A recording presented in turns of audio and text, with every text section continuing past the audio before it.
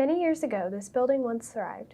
The old store was filled with conversation, 1950s tunes, and the warm scent of wood. This store was truly the heart of Old Gloucester. Now it sits quiet, abandoned, and leaving many, including myself, to wonder what stories it's waiting to tell. Forgotten by most, this historic store acts as a living time capsule with secrets of Gloucester's early beginnings. I enjoyed being able to go and try to capture. See, this has a little milk house on the side, which is no longer there. We took that part off. We'll start off with an easy question. What is your name and date of birth? Actually, my full name is Roane Hunt. Born February the 20th, 1939. Hunt is a retired NASA engineer turned documentarian. He knows more than anyone about the 160-year-old building on the corner of T.C. Walker Road. Roane's store, named for Hunt's grandfather, has roots in a painful part of the South's history. Well, it belonged to my grandfather. He was from King and Queen, and he served in the Civil War. And they would patrol the area of Gloucester and around and warn when the Union Army from the Gloucester Point would come up and steal. And his high officer was from down in the Selden area, and he knew that they were going into bankruptcy afterwards. And so he and his two brothers came to this area to take advantage of that land being available. In 1877, he was visiting him and noticed the corner area here was Cedar Fork, what now is Roane's post office area. And he said that was a good place for a store.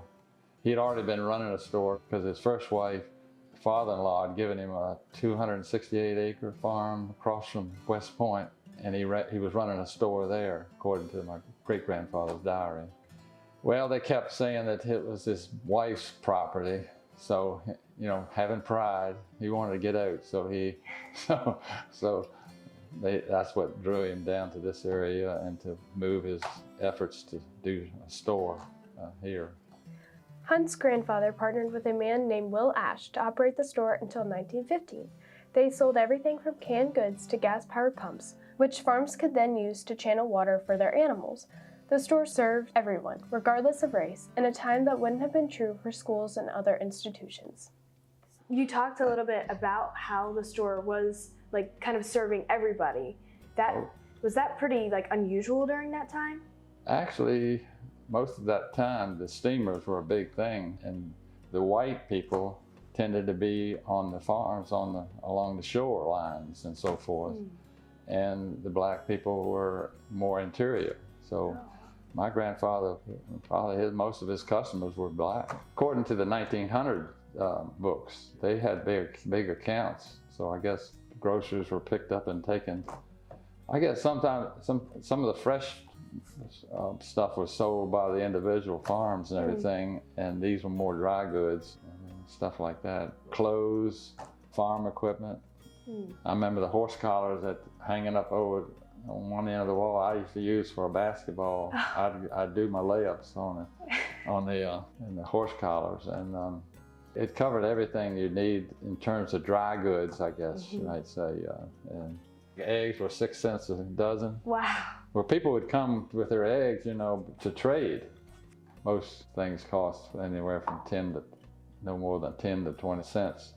Location was important for Roane's store, connecting local wharfs with Gloucester's farmland. There was a place called Shipyard near where Selden is, and I think that's where, like White Marsh would maybe ship out some of their stuff. Otherwise, there wasn't any wharf available to the farms. It was a need for people to have the stores nearby. Oh, it was definitely a post office. I had the 1903 record book of the post office records, and I tried to analyze that in terms of how heavy the post office was. And quite, because you didn't have Route 17. Right. So we had either come down through Hickory Fork or you come down through what's now T.C. Walker. As the building changed hands within the family, it changed physically too. By the time Hunt's parents took over, the era of country stores was drawing to a close. my mother and father ran the store for the last 3 years. And then my grandmother, she kept it open for the kids coming up to T.C. Walker School. Even when we ran, my parents ran the store in 1950, what was happening was these local stores were going out of interest because most people that came to the store walked. Yeah. And so what was happening was Gloucester Courthouse had become the big box stores. So if they had transportation, could get to the courthouse where you get the cheaper, more inexpensive things, right, they would go there. But if they want to charge something, they'd come to the to the store. And when my parents were running, so when they left, everybody in the community owed at least $50. You know, back in those days, the people would come in, they'd pay off. Oh, got to pay my account. I'll pay $5. And then they charge some more. So it was a real game to, and so now it's funny to me that the courthouse became left by the other big box stores. Yeah. Years after its closing, new additions and outbuildings gradually changed to peeling boards and chipping paint. In an effort to preserve his family's history, Roane made multiple attempts to restore the building. That section has a different foundation than the rest. It's supported independent of what the rest of the building is. When I got ownership, I tried to level this up and keep it from falling down. And so I crawled under the whole thing one time or another, trying to get the whole building level. But the Fairfield Foundation wanted me to restore this building.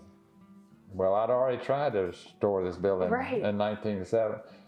We had started painting right in this section right here, and we went all the way around the outside painting and restoring all the windows and reworking them. We got over here to this corner on the opposite side of where we started, and this part was peeling. Oh no. By that time, they took away, you couldn't use paint that would stay on. They got rid of, what did they get rid of? Anyway, the additive that was made good paint. So we shut down our efforts to have a restored structure. Realizing that the building was past preservation, Roane turned his interest to documenting the stories of his family and many others in Gloucester. I drive past that building all the time, and I always wonder, like, what was it? And you know, I think it's important that these stories don't get lost. You know. Yeah. In retirement, I said, well, I've heard that all these records are on the internet, and so I go to the internet, and nothing there that I'm interested in. Right. And so that set me on to wanting to document. That's why I've done 54 journals. They're 48 pages long for the most part, and they have family stories and so forth. To try to document things, there's a group that spend a lot of effort trying to get relics. All these metal searchers, they come around. I said, help yourself, because this hill is where the French parked, you know, had a camp when Cornwallis was trying to get away. That's cool. And so they found things going back to the Revolutionary War on the hill, but they can keep what they find. I'm not into relics. I like to document. That's the difference between me and so many others that looking for something to put in the museum. I asked Roane about some of his favorite memories of the store. And although his time there was short, there were bright moments mixed in with his family's decades of hard work. But over top of the store, there were rooms for these young clerks to live, and they would take their food in the house behind the store. So they had room and board. And when I first came there at age 10, there was a little tricycle that was wire. And we would, upstairs, we would ride down the halls and into these rooms and rack around. My grandmother passed away finally in 1984. She had a box of old paper she held on to, letters and writings and so forth. And they went back to my grandfather.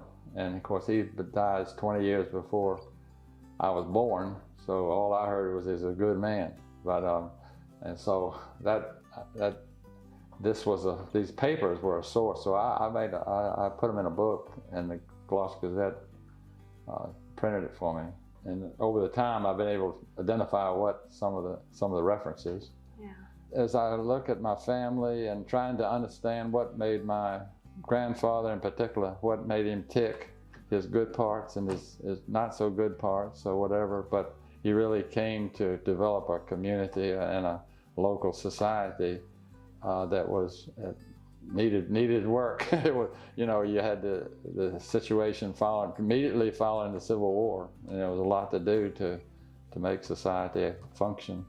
Roane's grandfather and his business partners essentially helped Gloucester rise from the ruins of the Civil War into a flourishing small town, one that we have grown to love and cherish today. The store has changed dramatically from era to era, passed through generations of the Roane family, and served Gloucester for almost a century before its eventual closure. And so, Roane stands, not as a building forgotten, but as a monument to hard work, family, and community.